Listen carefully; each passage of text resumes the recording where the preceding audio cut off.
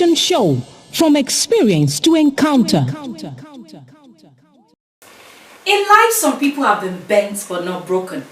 Some are crushed but not defeated.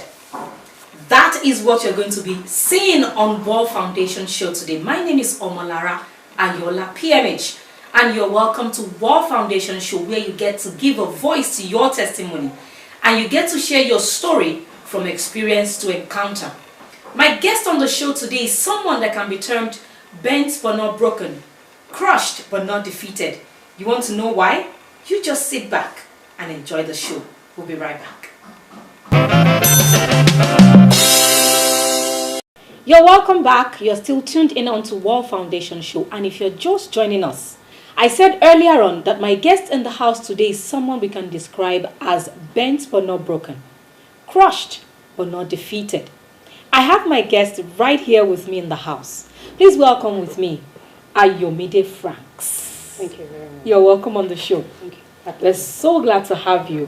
Same here. I've heard a lot about you and I'm so glad to meet you today. I hope you heard good things. Fantastic things, actually. And I'm sure that the viewers are going to hear many more things from you today. Okay, according to the little things I heard about your story, I know that it's a very touching one. And I'm sure that you're going to do us, that opportunity of hearing the details today.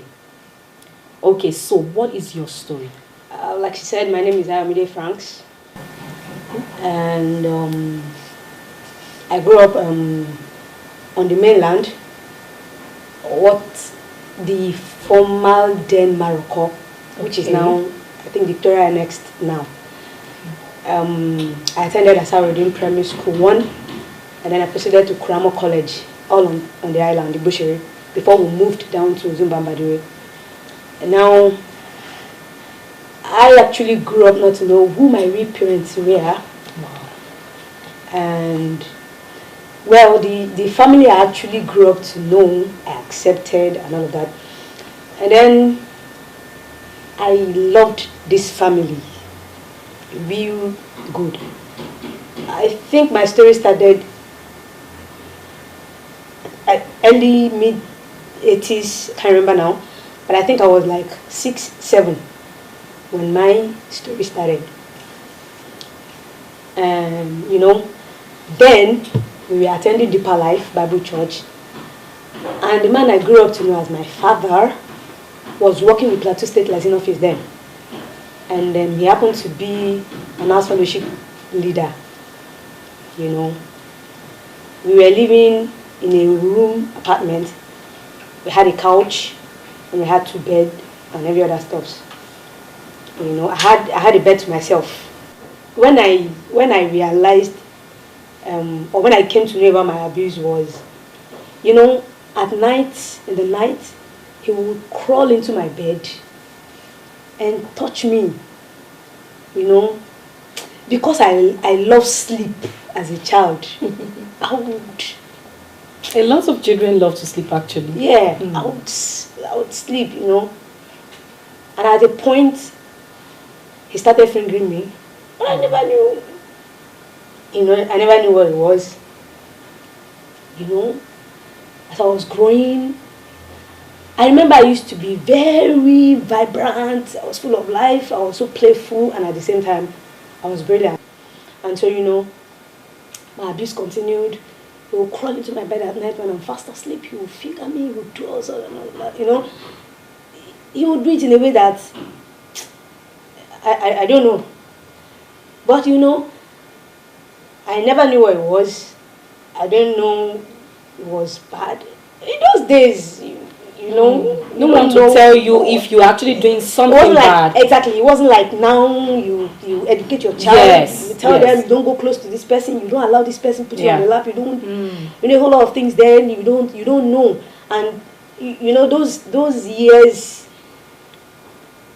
What a 5-year-old will do now, a 10-year-old couldn't do it back then. Yeah. And so it continued. Primary school to secondary school and all of that. I can't really say this was when he started penetration. I was not able to flaunt my virginity as a child, as a girl child, growing up, and I think I don't even know what it means to be a virgin. I just knew I was a child. I just knew I have a vagina, and I grew up in the midst of boys anyway, who were not even related to me in any way, you know.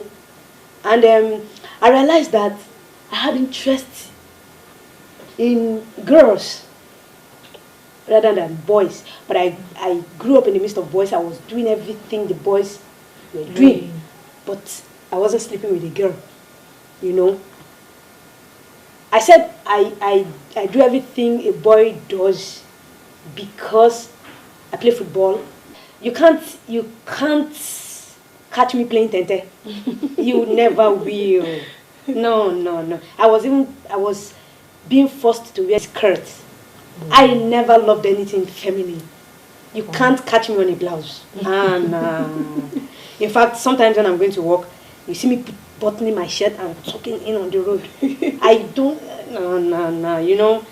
And I was growing up like that a lot of my life. I was okay, I was fine. Until when Colonel Raji Rasaki demolished Morocco. And by that time, he was working with the American Embassy as one of their security personnel. So we had to move to Ikoyi, Queen's Drive, precisely. And we were given an apartment. And so I had to go to school from Queen's Drive. I had to cross the water to Uzumba Maduri, Victoria Island. We were staying at Ikoyi. So while I was growing up, I realized that he was growing to, I don't know how to say that, but I think he was growing to be liking my body and wanting to do stuffs, like he was wanting to do experiment. Wow. With my body.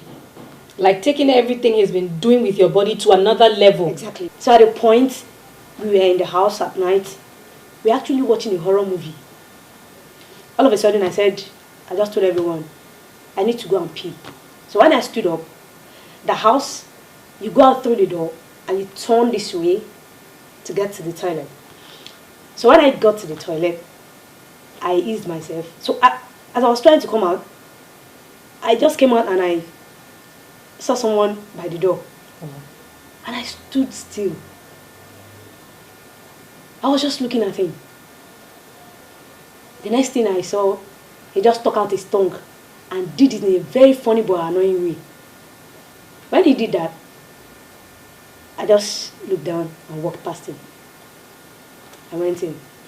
You know, the floor was tiled, and I loved the coolness of the floor. So I went in, I laid down, after everybody must have gone to sleep. So he came in and said, why are you lying on the cold floor? I said, I like it. He said, you will catch pneumonia. I said, I like it. He said, I don't think you understand what pneumonia is. I said, I like that pneumonia. I want it. He said, okay. He left. You know, he was always trying to come to me at night to abuse me and all of that.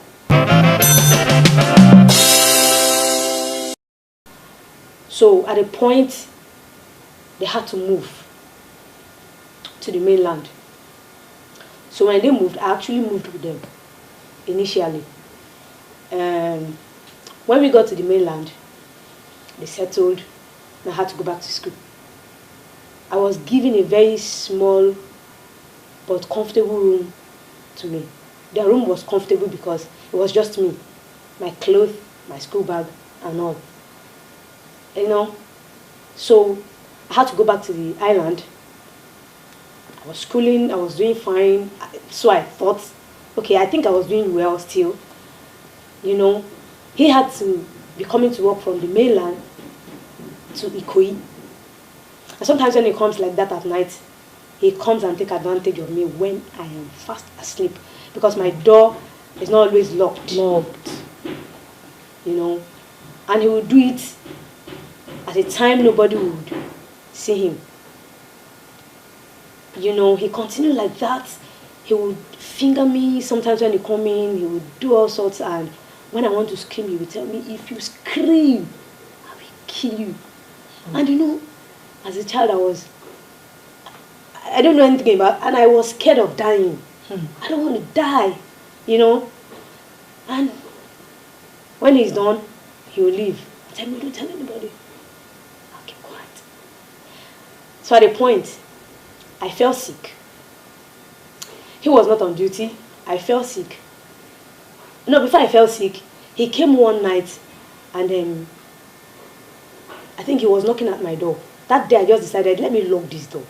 Anyhow, anyway, I'm going to lock this door. So when he came, he knocked.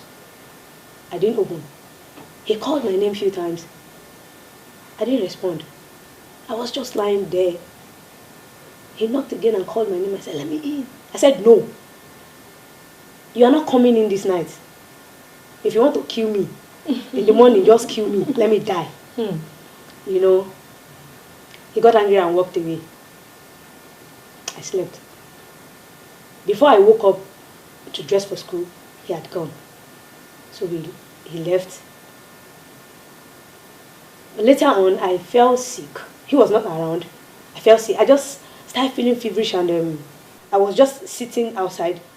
One of the domestic staff saw me and said, what is wrong with you? And I said, I don't know. I just know I'm not fine. And I was sitting under the sun. The man said, leave the sun. I said, no, sir. I'm actually enjoying the sun. So at the point, he forced me to leave the sun. I sat where he asked me to sit. He felt my temperature and said, you're sick. And I was shivering. So he gave me dagger. I know that time that guy is very bitter. And I hated drugs. Oh no. I hated drugs. Even now, I still hate drugs. If I'm sick, just give me injection and I'll be fine. I hated drugs.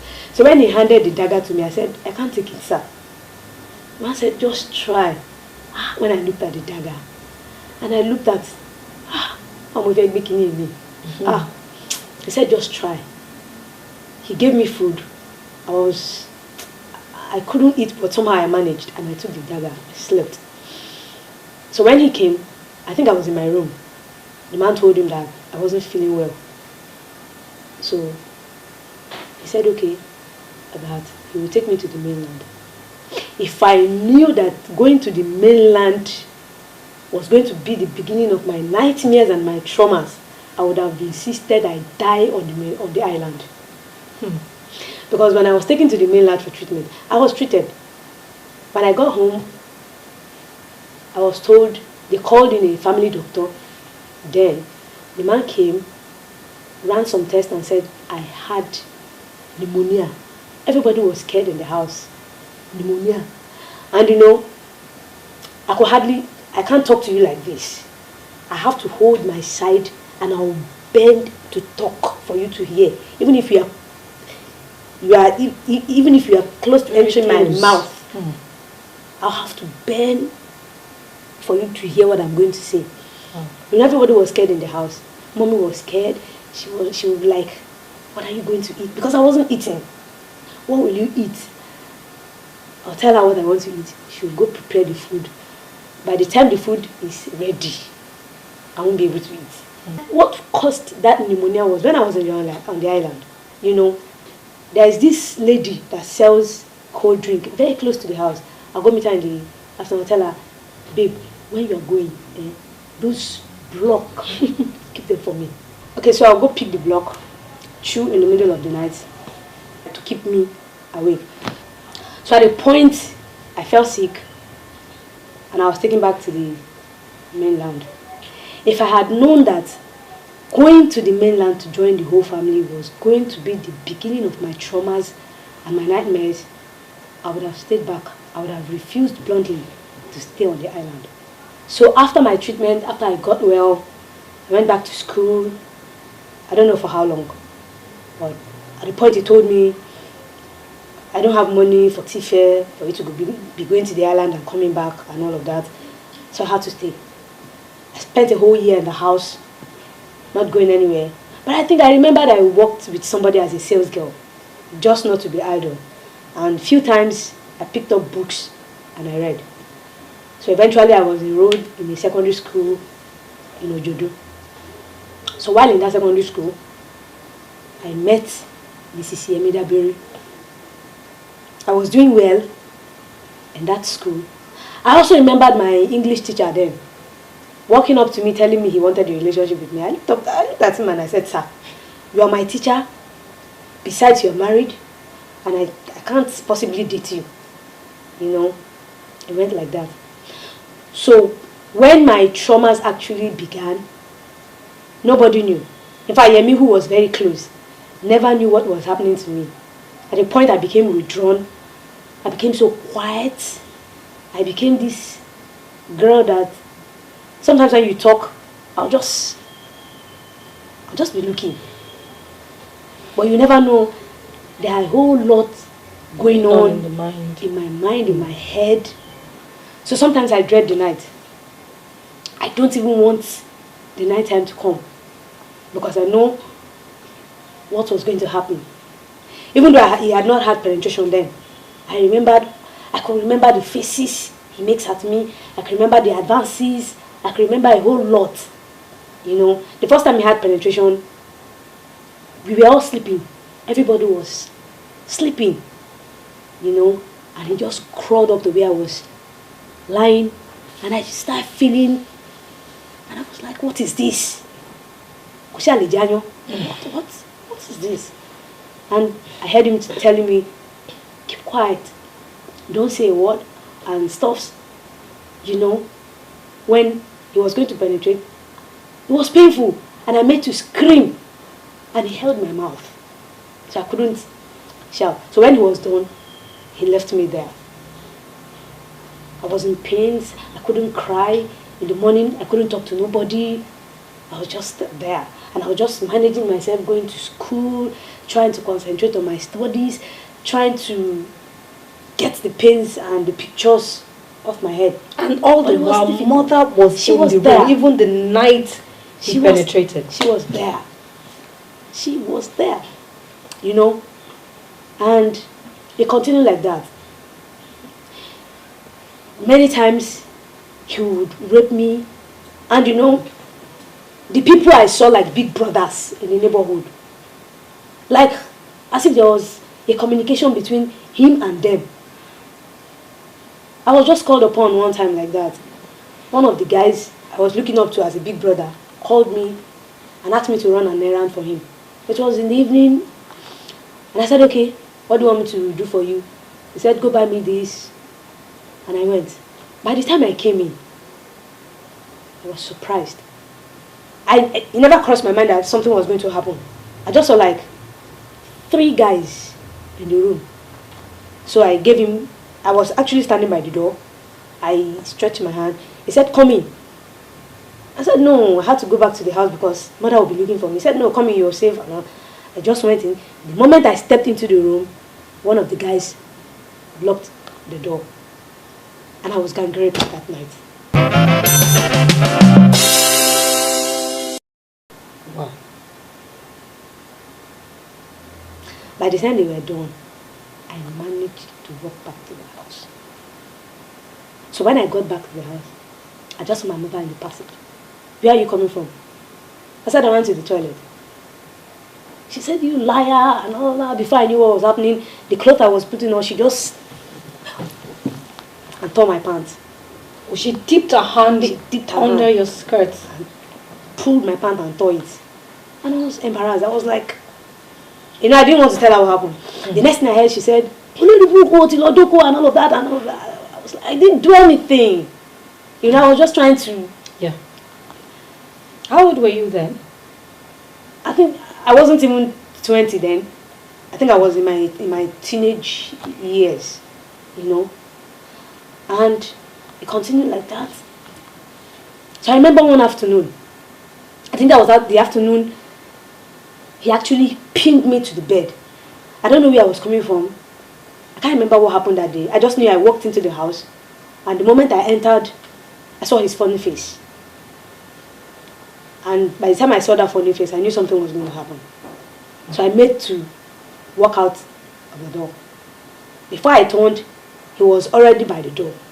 He just locked the door and said, if you love your life, don't shout. just let me do what I want to do. And I was like, you can't possibly be doing this. But you called yourself my father. The next thing I knew, pushed me to the bed, pinned me and raped me that afternoon. Can you remember what he used to pin you then? I think he tied, if I remember vividly, I think he tied my hands to the bed. So I can't fight and stuff. And then, I can't even remember what he did to my legs. But I knew he raped me that afternoon. And when he was done, he smiled and told me every father does that to their daughters. Wow. And when he said that, I was like, so, Mr. Lanriwaju does that to his daughter Kemi. Is that it? Is that what he's saying? Every father does this. I just walked away. I went to sit down and I was like, what kind of life is this? God, why? Why do a man I called father for so many years do this to me? You know, I couldn't get an answer. I couldn't even talk to mother about it. I couldn't tell anybody what was happening. Were there other siblings in the house? Of course.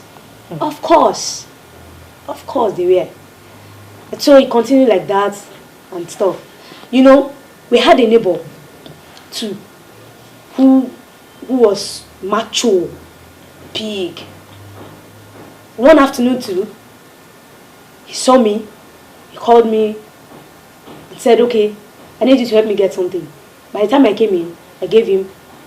He just locked the door and I was like, is it that there is a communication between all of these people? What is the problem? And then he had me that afternoon. I never knew father knew what was happening. So by the time the guy was done, he just opened the door and said, get the hell out. And I turned and I looked at him. He just said, get out. He pushed me. So I stumbled out. And I saw my father. He now smiled at me very wickedly and said, what's wrong with this man? Have you not had enough? He said, what that guy did to you now, I want to have a taste of it. If you don't allow me, I will tell the whole neighbors that be sleeping around with our neighbor. I said, God. I just gave him. And he had his way that afternoon. When he was done, he smiled at me. He said, don't ever tell anybody or else you die. You know, they are always coming up with this. If you tell anybody, you will die. Okay, so all the while that he was threatening to tell the neighbors that you've been sleeping around with other men, it didn't occur to you that you could also expose him? Not at all. Not at all. I never had a slight idea that I could expose him. Even if I had wanted to expose him, who do I tell? And who would believe? That's another thing. Everybody would like, it's a lie, you're lying and stuff. And I never had, the thing is, I never had a good relationship with both of them. I was not close to any of them. But I just loved him, you know, because he was brilliant. I was looking up to him as a father, like someone who would protect me. But reverse was the case. Especially if they had punished you a few times and even neighbors feel that you are the bad child. Exactly. You know, I was not even close to both of them to start with. I wasn't close to mother. She was short-tempered. I wasn't close to her and all of that. I was just me, you know. And it never even occurred to me to say anything to anybody. Because at the point I was like, who do I tell that my father was sleeping with me? Who would believe me? How do I cope? If they send me out of the house, where do I go? You know? But the day mother found out, oh my goodness. I don't even know what happened. And she knew. So she was going to scream. I remember she just woke up and then found him on top of me. And she was like, what? What is this? Abomination and all of that and that. So when he stood up, she was going to shout. It was in the middle of the night. He said, no, please don't shout. Don't let the whole neighborhood know what is happening. Please. And then she looked at me and said, you this olori buruku koni dafwe onishorire. So you have been sleeping with your father. Turned it on you. And I was like, how is it my fault? What have I done? And she was saying all stuffs. And then the next thing I heard on my face was a heavy slap. Pow! Can you can you come? All of that. And I was just looking.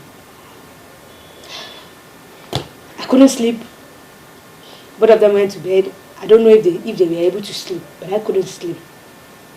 After she found out, I couldn't just sleep because I was now wondering. This man had done a whole damage to me. Now his wife has found out, and where do I go?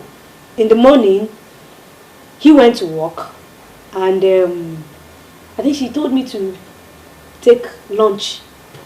He had stopped working with the U.S. Embassy.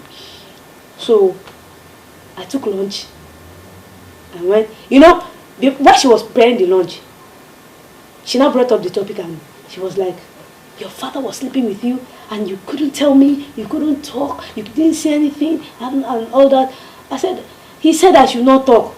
And she was like, you are stupid. Why can't you talk? And stuff. She was just saying all manner of things. And by the time she was done, I took the food to him. It was not easy for me to locate where he was working. But eventually I took the food to him. And I went back home. I lost concentration in class. All of a sudden, I just realized that when my teacher was teaching, I would be in class, and the next thing, I wasn't there again. I'll be looking at my teacher, but I won't hear what he or she is saying. I was just there, and at a point, I realized my grades, everything started dropping. Okay, so I heard about a pregnancy. What led to that pregnancy? At what point did you get pregnant? Okay. I got pregnant when I got involved with a man I thought, of course I didn't know what love was, but I felt I loved the guy. I just liked him and I felt, okay, this was love. And I got involved. Both of us got involved. I think I felt my body has been trained to have sex. Yeah. I don't walk on the street and see a guy who tells me, oh, I like you. The next thing in my mind will be sex. I don't see a guy that touches me. The next thing on my mind is sex. I don't see a guy who tells me, oh, I like your body structure. The next thing on my mind is sex. So any nice person just tells you sex. Anything sex. I just felt I liked this guy. And that was all. I slept with him. And I realized I missed my period. The next thing, I got pregnant. And I didn't tell anybody. They don't even know the father of my first child till they died. Because I didn't tell them. And I had to carry the pregnancy. I was in their house. I went through hell. At a point... Who died? The two parents? The two parents. Wow. At a point, I just woke up one day and, I picked a few of my things. Then I got a job with a poultry job. I got a poultry job. I was attending to pigs.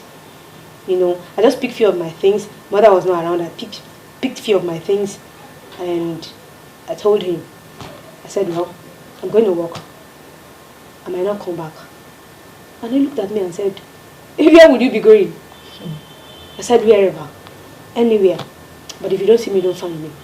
Of course, he knew where I was working. So I said, if you don't see me, don't look for me. He said, okay, what if your mother comes back? What should I tell her? I left the house. I'm no longer wanted in this house. So I'm gone. He said, no. I said, tell her I'll be washing in my place of work and I'll be coming late. I picked a few of my things. Actually, I was going to leave the house. I picked big fear. I think I was 8 months gone or so. My friends, And she didn't know still. She knew I got pregnant. Okay. You know, the day she knew father was sleeping with me, she screamed and all of that, and you know, all the drama, I begged her not to make noise. And so the next morning, 2 days, 3 days interval, I think, I was just going to fetch water. And I met somebody I knew from Kuramo College. The elder brother attended Methodist Boys High. Myself and the lady went to Kuramo College. I just met her with some of her family members and a friend of hers. And I was going to say, blessing, hey, how you doing? The next thing, she just turned and looked at me and said, you your papa. Gosh. I just stood there. And I was looking at them. And I felt the ground should open and swallow me on the spot. You know, I was surprised. How this girl take me waiting they happen? Okay, so in all of these experiences, how did you encounter Christ? Okay. Well, we were attending Deeper Life at the time all of this were happening. And your parents who were Deeper Lifers? Yes. You know, when they got to know I was pregnant, and when they got to know he was sleeping with me, both of us were excommunicated from the church. So, somehow, a friend of mine invited me to church, RCCG, and I attended. When I attended, I think that was January 11 or something, 2008, if I'm correct now. I went, you know, and it was difficult for me initially because at a point I was like, God, can you ever accept somebody who had been messed up like me? Someone who had gone through a lot, and someone who is not even ready to forgive the person who had killed me times over and over before I die. Can you accept someone like me who has a lot of bitterness against somebody? Can you ever look at me and say, this is my daughter? Can you say, oh, I'm proud of you? And a whole lot was going in my mind, and I was like, how was I going to walk up to God and tell him, you are my father, heal me, and all of that? But somehow, you know, I don't know how it happened. I just knew that I was able to talk to him, and somehow I think he listened to me. He does, always. And I don't know if he's still interested in me, because at a point I got really angry. You know? Oh, angry with God. Angry with God. You know, I got born again. I was going to redeem. I became the parish drummer with my little baby. In fact, the day I had my first child, I went through hell, let me not lie. At a point I was sleeping in the passage with my child. Okay, so from the time you gave your life to Christ, how easy was it to move on with life? It wasn't easy. It wasn't easy. It was very difficult. Because, you know, like we were taught, sanctification does not come the moment you get born again. Sanctification is a gradual process. When I got born again, and I was still staying in the same house with him, and I'll be looking at, this is the man who messed me up. Ah, God. And I was asked to forgive. Can I ever forgive this man? Well, maybe in the next life. You know, I was trying to pick the pieces. I couldn't go back to school anyway. When I was in school, at the point, I think I lost it. Because everybody stayed away from me, especially Ayomide, because we were close. At the point, she stayed away. Because she was like, what's wrong with this girl? Why is she behaving weird? Why is she acting like, you know? She stayed away, and I was not bothered. you know. When I got born again, I was trying to pick the pieces of my life back, see what I can do with my life. It wasn't easy for me. At the point, one of the parishes where I was, in fact, my first parish in Redeem, I spoke to my pastor. I told him, "Sir, I wanted to go back to school," because he was working with WAEC then. And I saw that as a very big opportunity to go back to school. He kept postponing, kept telling me, "Okay, we'll talk about it, until at the point I said, it's like I'm bothering this man, so let me just stay. You know, I went in my second parish in Redeem. My pastor saw something I was doing. I do handmade cards, and she looked at me and said, "You are gifted. Why don't you go for this training?" I said, "Ma, no. This is one of the things I just like doing.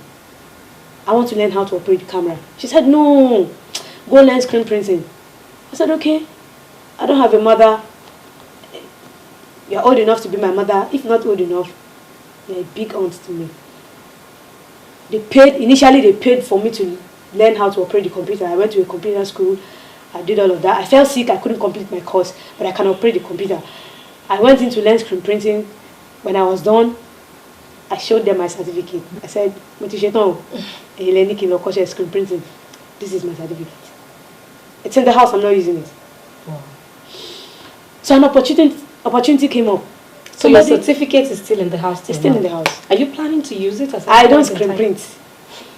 I worked when I was expecting my second child, because I actually met the father of my second child way back. You know, we lost contact and all that. And then I met again when I was coming home from Holy Ghost service. And somehow, I think my second son was planned. I planned my second son. My second child anyway. I said, I just saw his father and I, sweet talk and all of that, nothing. And I said, okay, I want to have another child. And God, if it's a sin, forgive me. But I want to have another child. And please let it be a boy. And he granted my request. And he was a boy. He's a boy. It wasn't like you got married to him. No. There was nothing like marriage and that.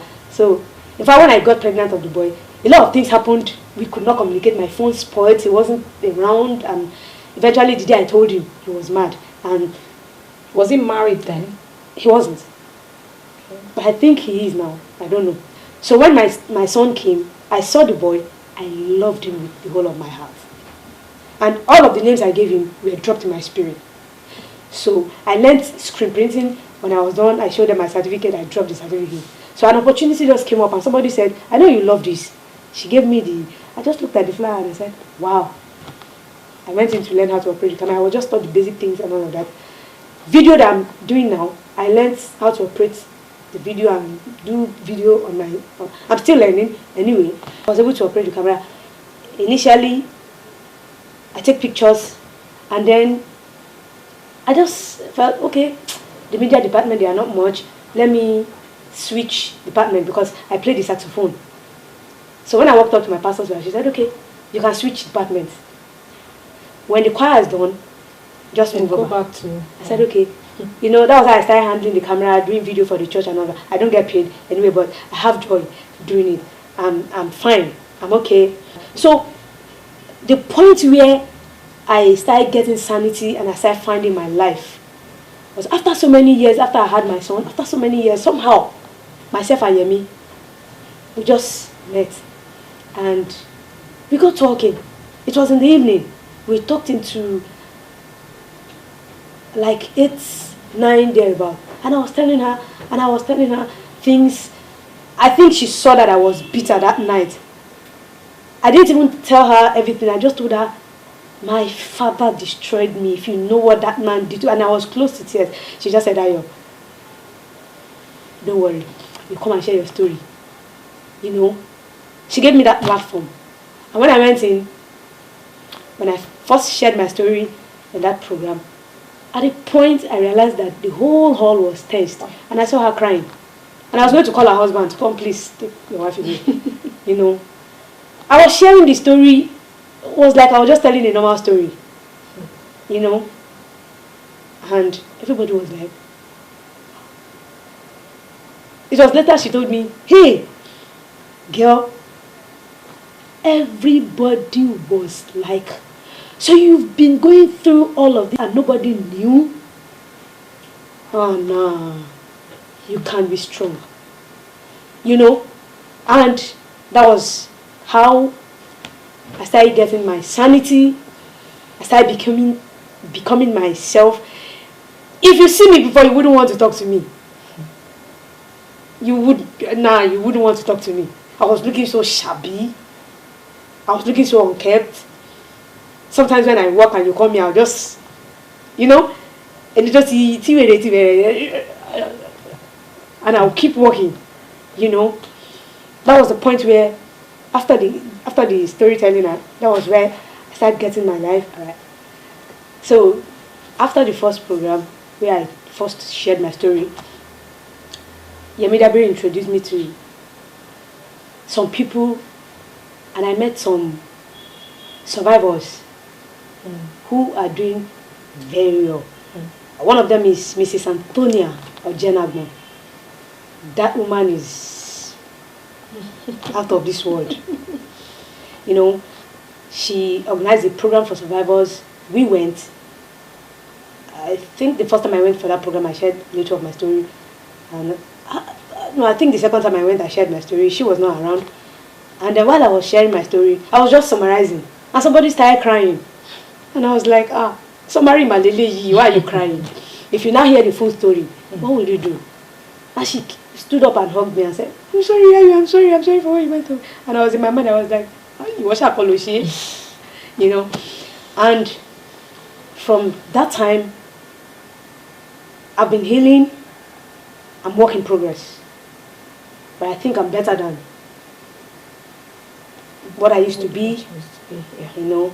5 years ago, before my abuser died, I had looked at him. One day, he was carrying one of his grandchildren, and I looked at him, and I said, oh God, I wish I had a gun. I would have killed you before you die. There was a time I boldly challenged him. He said something to me, and I told him, your head not correct. I told him to his face, I said, your head not correct. And I walked away. He was just looking at me, So 5 years ago when he died, they broke the news, and I was like, and so, like... And so when my daughter heard it, she was like, Mom, what is that? I said, they said your grandfather has died. She said, oh, my grandfather. I said, will you shut your mouth? Emma Sokunle Temio. And she was like, you didn't see. I said, but he saw you. So don't cry in my house. One of his children who was staying with me fainted. And all of that. When he was buried. Because the bitterness was still there all the while. When he was sick, I was called upon. Like God arranged it. I was broke. I had no money. Because I remember twice consecutively I was working. I sent him money twice. And I was sacked. The first time I sent him money, I remember I took my tithe because I got to know about tithing, and I was like, I would do tithing. Let me see if God will change my life. And if he decides not to do anything for me, I will still try and follow. So do you think he has changed your life up till now? In ways I can't explain. Wow, that's amazing. My being alive today, I owe it to him. Because Mother said a whole lot of horrible things to me before she died. Even verbal abuse was part of the whole thing. Because when I look at things that happened to me after the abuse, before she died and all of that, I have every reason to thank God. I've had since she told me, if I die, I will come and take you. And I told her, now me won't kill you. You can't come and take me. And I remembered immediately she died. The first son, a year after the boy died. Their own first son? Yeah. Died in an accident. Wow. Like that, I had series of accidents that could have claimed lives. And here I am. Do I not have every reason to thank God? Sure you do. So, my advice to people who are going through abuse, it may not be easy for you to forgive your abuser. Only God knows. It took me like 20-something years of my life You know, I think 20 something or 30 something years of my life was taken from me, and it took me a whole lot. And it wasn't easy for me to forgive him, but I thank God that eventually I was able to forgive him. And things I couldn't do, I just realized that I could do them. You know, my advice to people who are going through abuse, it may not be easy, but eventually you will scale through with the help of God. If God can help a broken iron, in fact a bent iron, to be straightened, he can do much more for you. He still hears her. I remember when I told God, stay in heaven, rule your kingdom, let me stay here. And I made an article. I know I can't sing now after I've done the song. And here I am. He's faithful. He's loving. He has not forgotten me. And I want to tell you that no matter what you're going through, I know God is there. He's always right beside us. When you call him in the sincerity of your heart, he will answer. All right, thank you so much. Thank you very much. And to all our viewers, that was a story. That was a story. And I'm sure that everything she said, you understood. There is nothing you are going through in life that God cannot save you from. Everything you have been through, somebody had gone through it. You might not have even met the person yet. And everything that you're struggling with, someone had come out of it. Thank you very much for coming on this show. Pleasure, ma'am. We'll be right back. Wall Foundation Show, from experience to encounter. Okay. On behalf of Wall Foundation Show, we have this for you. Thank you for coming on the show. And then we are saying, thank you. I like it. I like it. Thank you very much for coming on the show. All right, to all our viewers at home, this is where we come to the end of this episode. Remember, if you have a story to tell us on this show, feel free to contact us on our numbers on your screen, and also you can send us an email on our email on your screen. And you can also check us out on our social media platforms, Wall Foundation on Facebook, on Instagram, and on Twitter. Check out our partners page. You want to partner with us to keep this show going, or you want to sponsor a part of this show, we'll be glad to hear from you. Till we come your way again next time, have a beautiful time. Remember, your purpose is in your pain. Bye-bye.